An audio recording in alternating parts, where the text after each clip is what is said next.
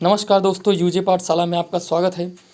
Video start करने के पहले हम आपको बताना चाहते हैं कि सरकारी शिक्षक बनने का मौका पाने के लिए हमारे चैनल को सब्सक्राइब ज़रूर करिए और बेल आइकन को दबाना मत भूलिएगा, जिससे कि हमारे अगले वीडियो का नोटिफिकेशन आपको जल्द ही प्राप्त हो जाए और आप हमारे वीडियो को देख सकें। तो आइए स्टार्ट करते हैं हिंदी भाषा संबंधी महत्वपूर्ण बिंदुओं की तरफ। आज हम बात करेंगे हिंदी भाषा संबंधी महत्वपूर्ण बिंदुओं की तरफ। इनका हम एक शब्द में उत्तर देंगे और उनका विवरण अच्छे से करेंगे। तो दोस्तों स्टार्ट करते हैं, पहले बिंदु की ओर बढ़ते हैं। तो हमारा पहला बिंदु है हिंदी की उत्पत्ति। तो दोस्तों हिंदी की उत्पत्ति कहाँ से हुई, ये अक्सर क्वेश्चन आया करता है। तो हिंदी की उत्पत्ति हमारी हुई थी सौरसेनी अपभ्रंश शैली से। सौरसेनी अपभ्रंश शैली के बारे में हम लोग पढ़ चुके हैं दोस्तों। सौरसेनी अपभ्रंश हमारा भोलानाथ त्रिपाठी के अनुसार जो अपभ्रंश के प्रकार बताए गए हैं उनमें से पहला ही हमारा सौरसेनी अपभ्रंश है। तो वहीं से हिंदी की उत्पत्ति हुई थी। अगर हिंदी की मूल उत्पत्ति की बात करें, क्या दोस्तों मूल उत्पत्ति अगर आता है, मूल उत्पत्ति कहाँ से हुई, तो हमारी मूल उत्पत्ति हुई थी वैदिक संस्कृत से। दोस्तों कहाँ से? वैदिक संस्कृत से हमारी हिंदी की मूल उत्पत्ति हुई थी। वैदिक संस्कृत की बात करें तो हमारा संस्कृत आई थी 1500 ईस्वी पूर्व से हमारी संस्कृत स्टार्ट हो गई थी। वहीं से हमारी मूल उत्पत्ति हिंदी की मानी जाती है, वैदिक संस्कृत से। तो अगर हिंदी की शुरुआत कहें, हिंदी की शुरुआत हमारा किस सन में हुई थी, किस सदी में हुई थी, तो हिंदी की शुरुआत हमारी हुई थी 1000 ईस्वी में, या 10वीं शताब्दी कहें तो 10वीं सदी या 1000 ईस्वी में हिंदी की शुरुआत हुई थी। वहीं से अपभ्रंश खत्म हुआ था, वहीं से हमारी हिंदी की शुरुआत हुई थी। अगर हम बात करें राहुल शंकरतायन द्वारा हिंदी की शुरुआत कब मानी गई थी, तो राहुल शंकरतायन जी ने हिंदी की शुरुआत को 8वीं शताब्दी माना था। दोस्तों इनके अनुसार 8वीं शताब्दी को हिंदी की शुरुआत मानी गई थी। अगर राहुल शंकरतायन के अनुसार पहले कवि पूछे जाएं तो पहले कवि उनके अनुसार थे सरहपा, क्योंकि 8वीं सदी में सरहपा थे, इसलिए उन्होंने सरहपा को पहला कवि माना था। इसी प्रकार हम राम कुमार वर्मा के अनुसार देखें तो उनके अनुसार पहले कवि थे स्वयंभू। दोस्तों कौन थे? स्वयंभू। इन्होंने स्वयंभू को पहला कवि माना था। और रामचंद्र शुक्ल ने हमारे हिंदी के पहले कवि माने थे चंद्रवरदाई को। चंद्रवरदाई को रामचंद्र शुक्ल ने पहला कवि माना था। अगर हजारी प्रसाद द्विवेदी के अनुसार बात करते हैं तो हजारी प्रसाद द्विवेदी, तो ये हजारी प्रसाद द्विवेदी थे, इन्होंने माना था हिंदी के पहले कवि को अब्दुल रहमान को। अब्दुल रहमान हिंदी के पहले कवि थे, ऐसा हजारी प्रसाद द्विवेदी जी का कहना है। अब आते हैं हिंदी का रूपांतरण कैसे हुआ। तो हिंदी का रूपांतरण कहाँ से हुआ, तो हिंदी का रूपांतरण हम सिंधी से मानते हैं। दोस्तों सिंधी के बारे में हम लोग पढ़ चुके हैं। जब सिंधी हमारी कहाँ से आई थी? ब्राह्मण से। ब्राह्मण में सिंधी थी, तो सिंधी से वहीं से हमारी हिंदी का रूपांतरण हुआ था। ब्राह्मण हमने पढ़ा था जब हमने अपभ्रंश के प्रकार पढ़े थे, वहीं पर हमने ब्राह्मण पढ़ा था। तो वहीं से सिंधी आई, सिंधी से हमारा रूपांतरण हिंदी का हो गया। हिंदी को राजभाषा घोषित करने वाला संविधान का अनुच्छेद की बात करते हैं तो ऐसा कौन सा अनुच्छेद था जिसने हिंदी को राजभाषा घोषित किया? संविधान का अनुच्छेद है वो 343 का पहला, 343 फर्स्ट। यह अक्सर क्वेश्चन आया करता है, हिंदी को राजभाषा घोषित करने वाला संविधान का अनुच्छेद तो कौन सा दोस्तों? 343 फर्स्ट। हिंदी को राजभाषा घोषित कब किया गया दोस्तों? इसकी बात करते हैं तो हिंदी को राजभाषा घोषित किया गया 14 सितंबर 1949 को। कब दोस्तों? 14 सितंबर 1949 को। तभी हमारा हिंदी दिवस 14 सितंबर को प्रतिवर्ष मनाया जाता है। कब मनाया जाता है दोस्तों? ये हमारा राष्ट्रीय हिंदी दिवस है दोस्तों।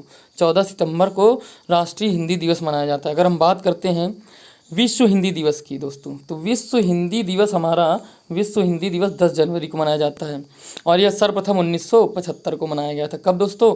1975 को मनाया जाएगा। और कब मनाया जाता है? 10 जनवरी को मनाया जाता है। अब हम अवहट्ट का मतलब समझते हैं। अवहट्ट हमारा होता है ग्रामीण की भाषा, उसी जगह अपभ्रंश का अर्थ होता है शहरों की भाषा। अवहट्ट या अपभ्रंश, इनकी बात करें तो अवहट्ट हमारा ग्रामीण की भाषा आ गया और अपभ्रंश को हम शहरों की भाषा कहते हैं। अब भाषा का मूल आधार की बात करते हैं जैसे, तो भाषा का मूल आधार हमारा मानक भाषा माना गया। क्या दोस्तों? मानक भाषा को माना गया भाषा का मूल आधार।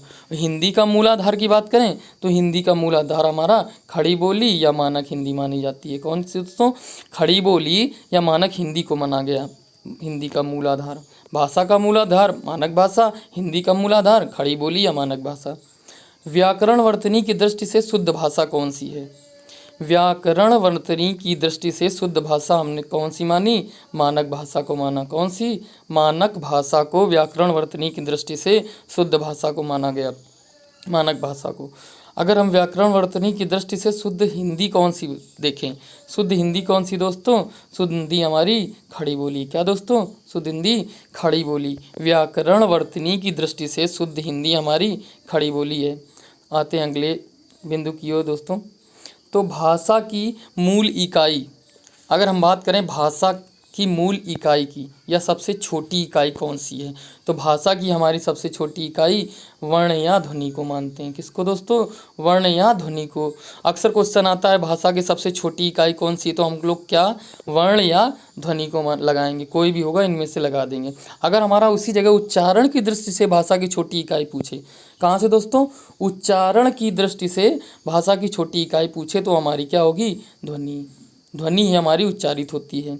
अगर लिखने की दृष्टि से पूछे भाषा की छोटी इकाई, तो लिखने की दृष्टि से हमारी वर्ण हो जाएगी, क्योंकि वर्णों को लिखा जाता है। जब बोलते हैं तो ध्वनि है, लिखते हैं तो वर्ण है। ध्यान रखेंगे दोस्तों। सार्थकता की दृष्टि से भाषा की इकाई पूछता है, अगर जिसका अर्थ हो उसकी दृष्टि से भाषा की इकाई, तो हमारा वो शब्द हो जाएगा, क्योंकि शब्द ही है जिसका अर्थ निकलता है। वर्ण और ध्वनि जैसे इनका हम तो, अगर वर्ण एक है तो उसका हम अर्थ नहीं निकाल पाएंगे, शब्द है तो शब्द का अर्थ निकलता है। तो इसलिए सार्थकता की दृष्टि से भाषा की छोटी इकाई हमारी शब्द हो जाएगी दोस्तों। अब भारत की प्राचीन लिपि की बात करते हैं, तो भारत की प्राचीन लिपि ब्राह्मी लिपि है। कौन सी दोस्तों? ब्राह्मी लिपि है। और भारत की प्राचीन भाषा कौन सी है? तो प्राचीन भाषा हमारी पाली है। कौन सी दोस्तों? पाली। भारत की प्राचीन भाषा पाली है। हिंदी की आदि जननी किसको कहा जाता है? अभी हमने बात की थी हिंदी की उत्पत्ति या हिंदी की आदि जननी की, अब बात करते हैं। तो हिंदी की आदि जननी हमारी संस्कृत से। कहाँ से दोस्तों? संस्कृत से।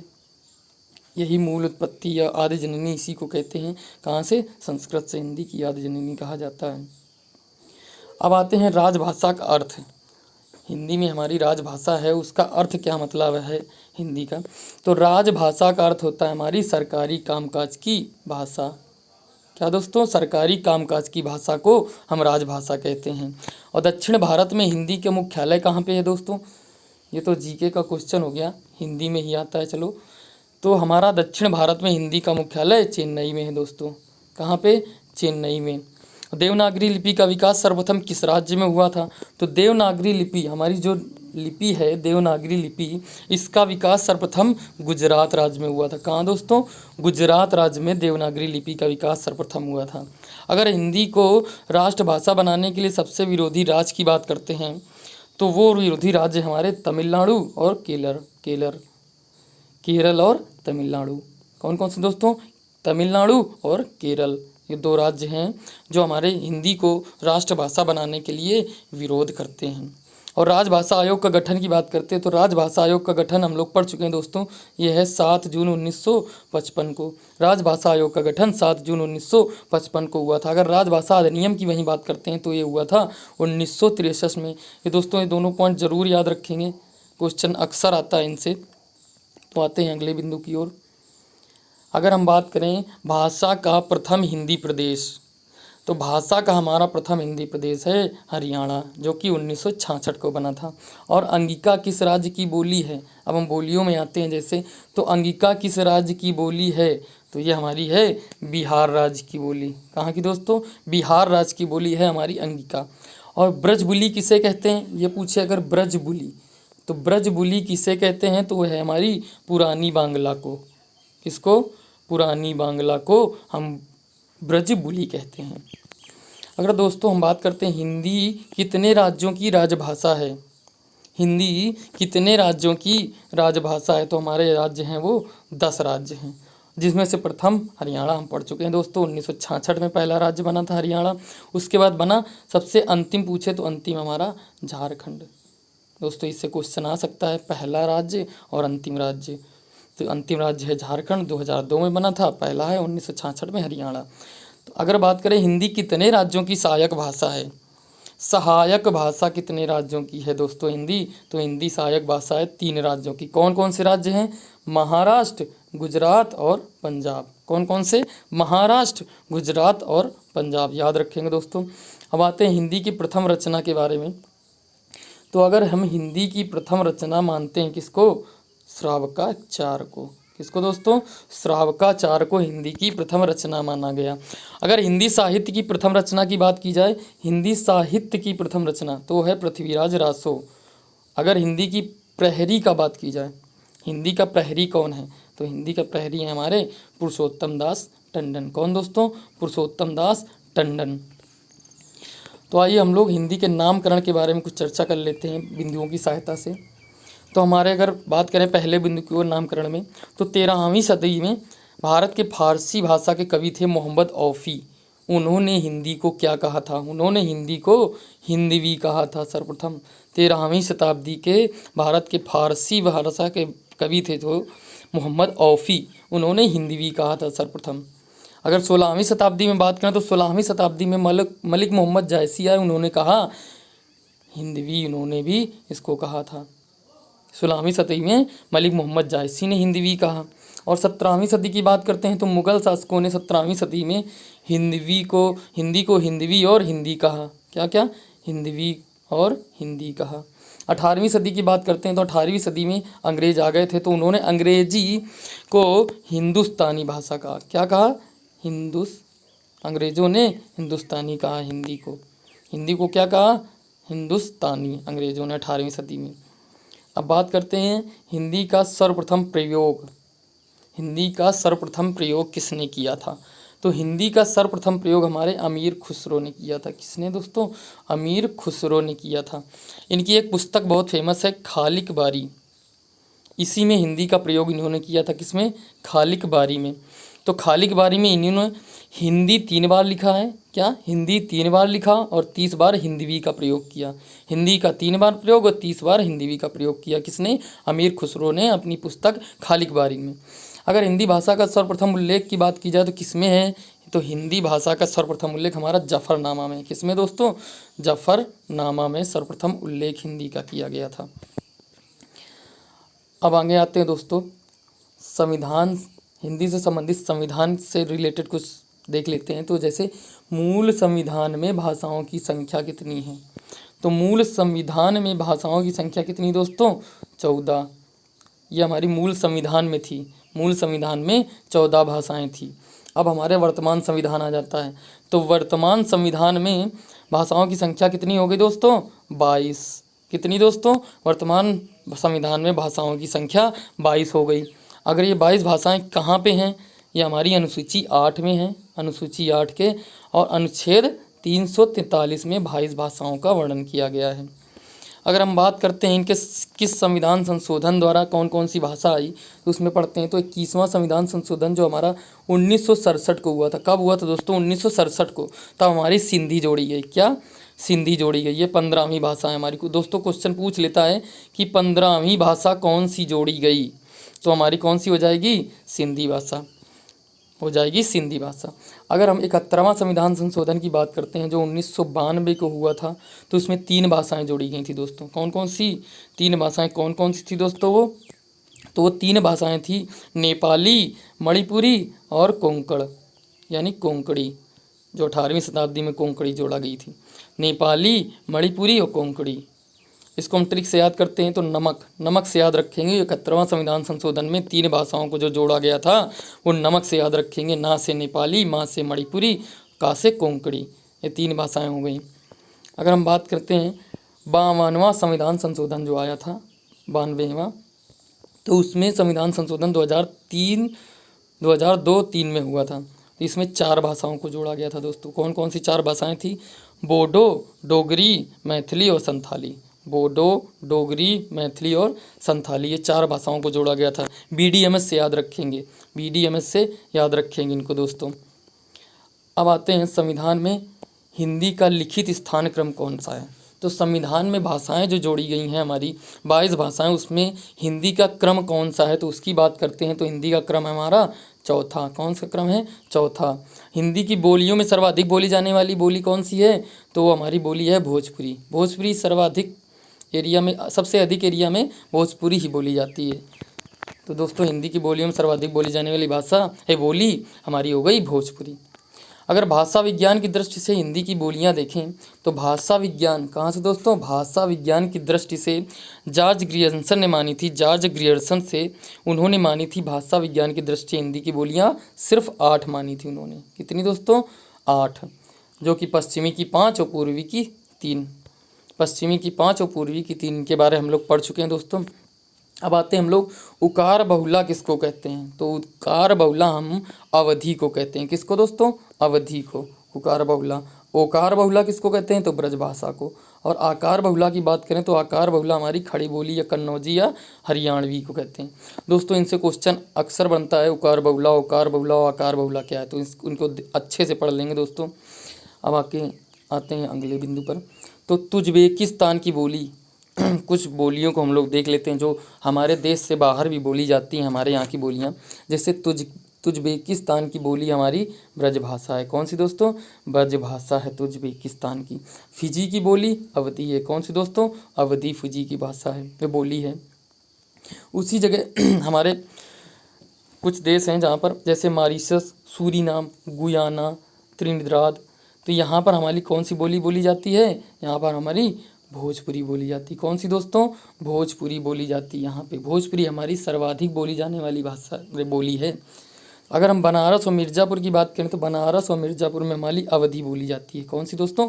अवधी बोली जाती है हमारी बनारस और मिर्ज़ापुर में। एटा में कौन सी बोली बोली जाती है? तो एटा में ब्रजभाषा और कन्नौजी दोनों बोली जाती। कौन कौन सी? ब्रजभाषा और कन्नौजी। मथुरा की बोली कौन सी है? मथुरा की बोली हमारी ब्रजभाषा। ये तो याद ही होगा दोस्तों, ब्रज मतलब श्री कृष्ण से रिलेटेड, मथुरा भी हमारा वहीं से, तो ये ब्रजभाषा हो गई। अगर हम बात करते हैं कौरवी बोली को कहते हैं कौन सी बोली? तो कौरवी बोली हमारी कौन सी कहलाती? खड़ी बोली। खड़ी बोली को ही हम कौरवी बोली कहते हैं। अगर रामचरितमानस की भाषा की बात करते हैं तो रामचरितमानस जो लिखी गई वो अवधी भाषा में लिखी गई। किस भाषा में? अवधी भाषा में। याद रखेंगे दोस्तों, ये क्वेश्चन आता है, रामचरितमानस की भाषा पूछी जाती है तो हमारी क्या है? अवधी भाषा है। हिंदी किस परिवार की भाषा है? तो हिंदी किस परिवार की भाषा? मतलब भारोपी परिवार। हमने इसके बारे में चर्चा की थी पिछले टॉपिक में। तो भारोपी का परसेंटेज हमारा कितना था? 73%। कितना? 73%, जिसमें भारत और यूरोप की आते हैं, जिसमें भारत और यूरोप आते हैं। तो इस तरह विश्व की प्रमुख भाषाओं में हिंदी का स्थान अगर देखा जाए, अगर पूरे विश्व की बात करते हैं तो उनकी प्रमुख भाषाओं में हिंदी का स्थान देखा जाए तो कौन सा स्थान है दोस्तों? दूसरा स्थान है। विश्व में हिंदी का स्थान दूसरा है दोस्तों। कौन सा? दूसरा है। अगर आते हैं उत्तर प्रदेश की दूसरी राजभाषा कौन सी है? तो उत्तर प्रदेश की हमारी दूसरी राजभाषा है उर्दू। कौन सी दोस्तों? उर्दू हमारी उत्तर प्रदेश की दूसरी राजभाषा है। याद रखेंगे दोस्तों, ये क्वेश्चन आया हुआ है। उत्तर प्रदेश की दूसरी राजभाषा उर्दू है। पाली किस धर्म की भाषा है? तो पाली हमारी बौद्ध धर्म की भाषा है। महात्मा बुद्ध थे जब, तब पाली आई थी, तो हमारी पाली बौद्ध धर्म की भाषा है। कहाँ की? बौद्ध धर्म की।